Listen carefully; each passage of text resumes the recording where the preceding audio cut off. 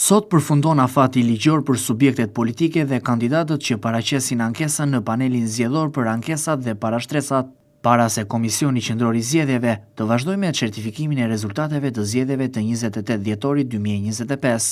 Një nga ankesat e paralajmëruara vjen nga kandidati i dytë më i votuar i listës serbe, Igor Simić, pas mos miratimit të listës së kandidatëve të kësaj partie. Vendimi i KQZ-s i martë të shtunën u miratua me 2 vota kundër nga lëvizja vetëvendosje, ndërsa pjesa tjetër e antarëve abstenuan.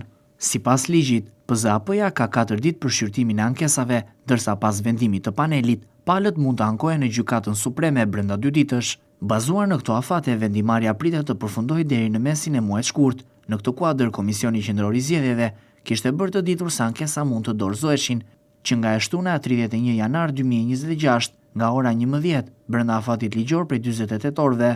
Ky proces është një hap kyç drejt certifikimit të rezultateve dhe stabilizimit të procesit zgjedhor në vend. Paralelisht, lëvizja vetëvendosje zhvilloi të dielën mbledhjen e parë me drejtuesit e qendrave të partisë, pas zgjedhjeve të përgjithshme dhe cikleve zgjedhore lokale për të koordinuar aktivitetin e strukturave në terren. Në takim morën pjesë kryeministri dhe kryetari i partisë Albin Kurti, sekretari organizativ Alim Rama, si dhe koordinatori i qendrave Sali Zyba.